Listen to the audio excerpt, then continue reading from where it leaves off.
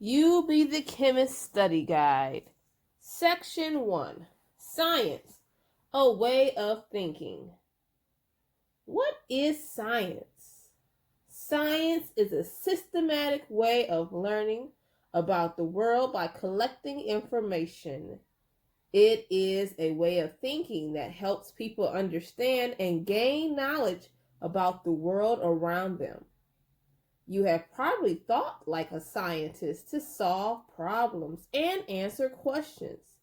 You probably began with a thought like, I wonder why this happens.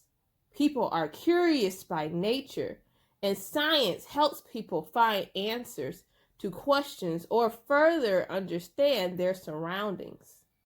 Quick fact: scientist Carl Sagan once said, science is a way of thinking much more than it is a body of facts. Scientific inquiry. Scientific inquiry refers to the different ways the scientists explore the world. It is the way scientists have to understand so much and how they can continue to learn. The scientific method is a way to conduct scientific inquiry. It guides scientists as they ask and answer questions about the world. There are many ways to explore science. So different books, websites, and documents describe the scientific method and scientific inquiry in different ways. Scientific inquiry and the scientific method use the following basic concepts: observation, research, hypothesis, experiment, data collection and analysis, conclusion, and communication of ideas and results. Quick fact: keep in mind, the scientific method is a simplified introduction to the real-world scientific process. All of these steps are used by scientists, but in many combinations along with other important scientific practices. Understanding these steps is just the beginning of understanding scientific inquiry. Observation. Scientific inquiry usually begins with an observation.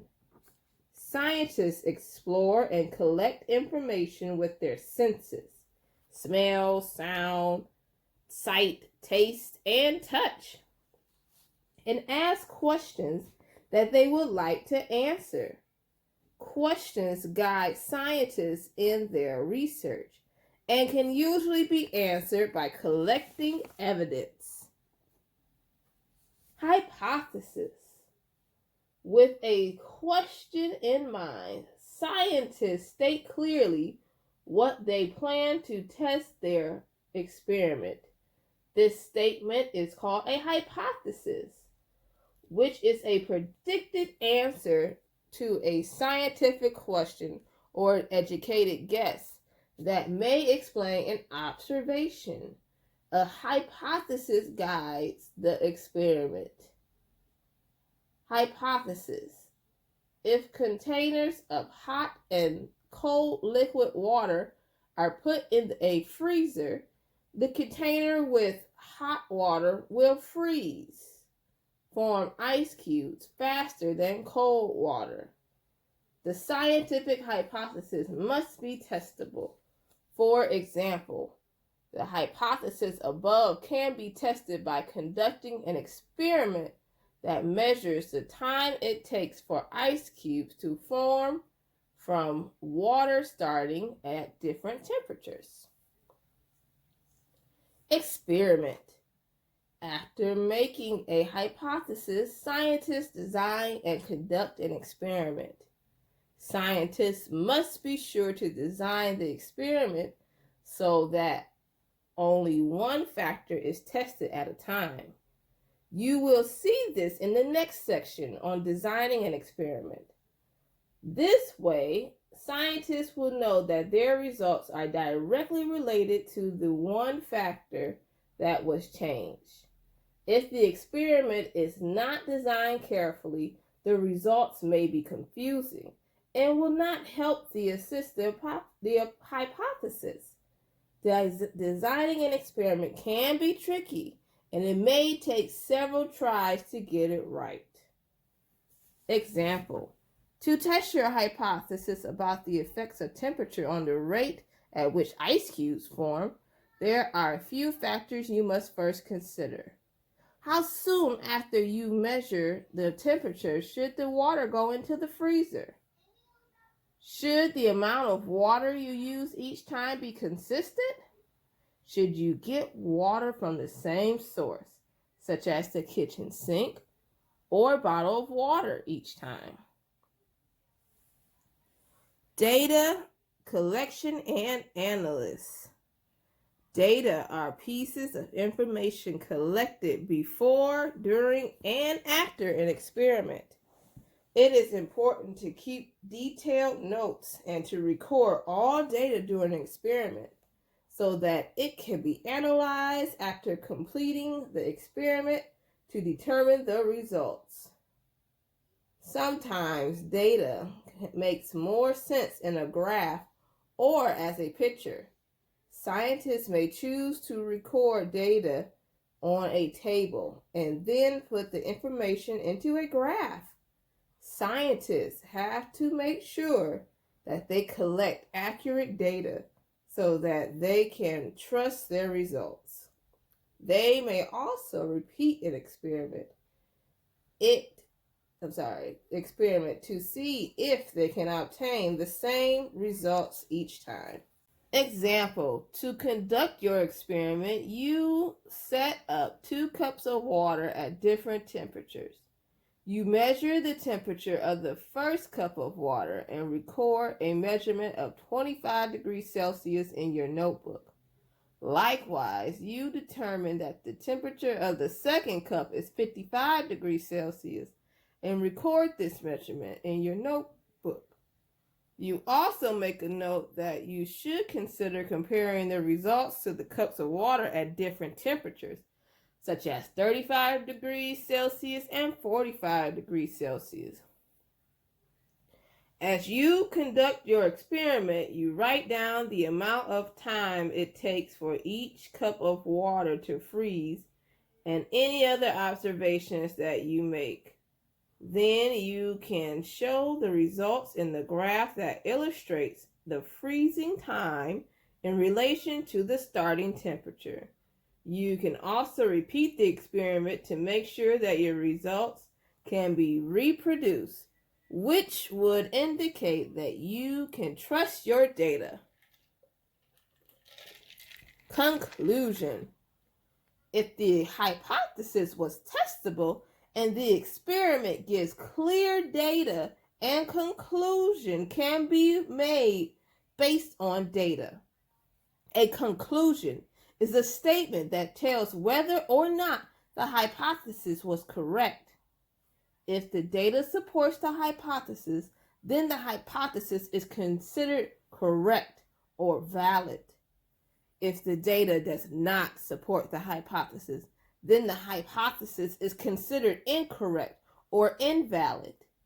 Scientists learn something from both valid and invalid hypotheses. The new hypothesis can be made or adjusted if they want to test something else, but both valid and invalid hypotheses learn to scientific learning. Example: based on your data, you can say whether or not hot water freezes faster than cold water. If your data shows that hot water freezes faster than cold water, your hypothesis is valid.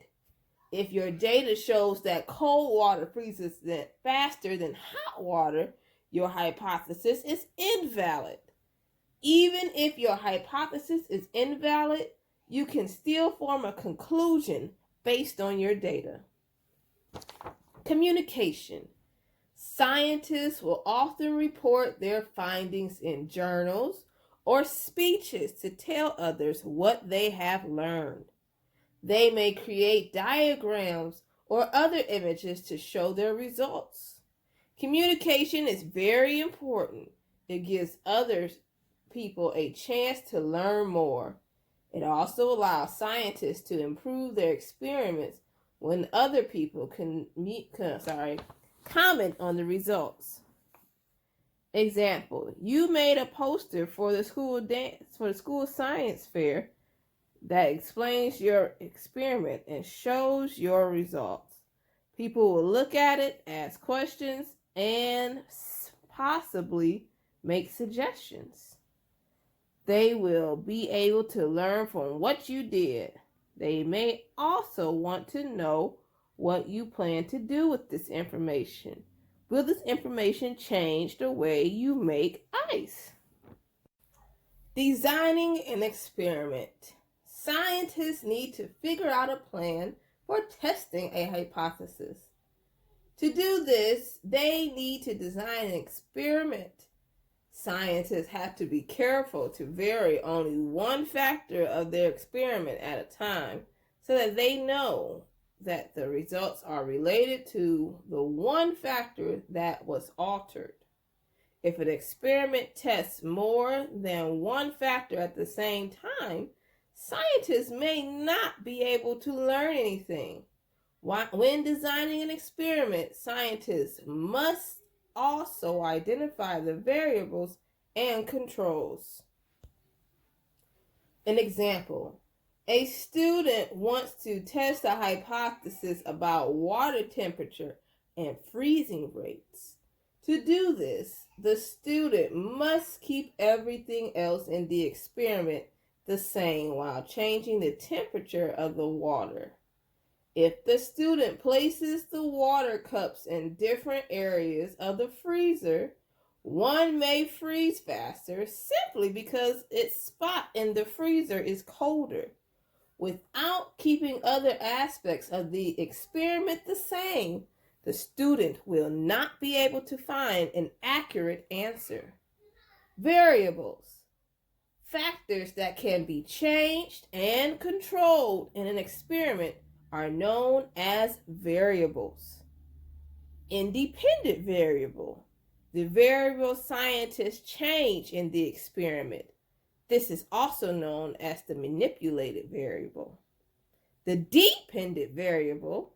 This is the variable scientists observe or measure to see if it is affected by a change in the independent variable. This is also known as a responding variable. In an experiment, scientists can see how changes to the independent variable affect the dependent variable. Example, a student wants to know if water at different temperatures will freeze at different rates. The independent variable is the water temperature because hot and cold water will be tested. The dependent variable is time because the amount of time it takes for ice to form depends on whether it is hot water or cold water. Example, a student wants to explore how changing the temperature of the gas changes how much space it occupies. The student will measure the new volume of the gas each time the temperature is changed. The temperature is the independent variable. The volume is the dependent variable. Controls. A controlled experiment is an experiment in which all conditions except one are held constant. Controlled experiments eliminate confusion about the outcome because only one factor is changed at a time. Often, an experiment may have two or more different setups. An experimental setup is one arrangement of materials in the overall experimental design. If nothing is changed in one of those setups, it is called the control group. also known as the control. The control group helps you understand what happens when you don't make any changes. When the setup is alone and the other setups or experimental groups, the independent variable is change. Control groups and experimental groups are set up exactly the same except for one variable. After an experiment, scientists can compare the data from the different setups. Example: different types of paint are used on the outside of 3 identical boxes. A student wants to know what type of paint will cause the inside of the box to heat up the fastest when the box is placed in the sun.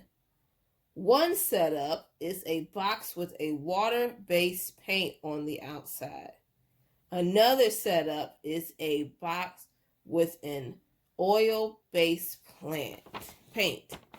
A third setup is a box with no paint. The control group in this experiment is the box with no paint on the outside. After the experiment, the student will compare the results from the control box to the results to the painted boxes. Controlled variables are sometimes known as constants, are things that should not change during an experiment. Experiments often have many control variables to make sure that the comparisons being made are meaningful.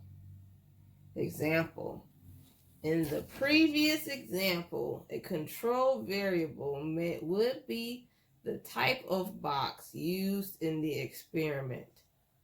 All the boxes should be made of the same material. What if one box was made of wood and another box was made of metal? Then the type of box would not be controlled. As a result, the experiment would be testing both the type of box and the type of paint on the box. Another control variable would be the size of the box. If one box is larger or smaller than another, that may affect the student's results. Scientific theories and laws. Even after scientists make a conclusion and communicate it to others, their work is still not done. Scientists can conduct similar experiments to collect more data. Experimenting helps the scientists understand their original observations. However, answering one question usually leads to more questions. At this point, scientists can design new experiments to explain why something happened or to answer another related question. They will collect new data with each experiment. They can then combine and compare all of that data. Sometimes the information can be used to develop a new theory or a law. Scientific theory: an explanation of an event or phenomenon that will be supported by data. Theories have the following things in common.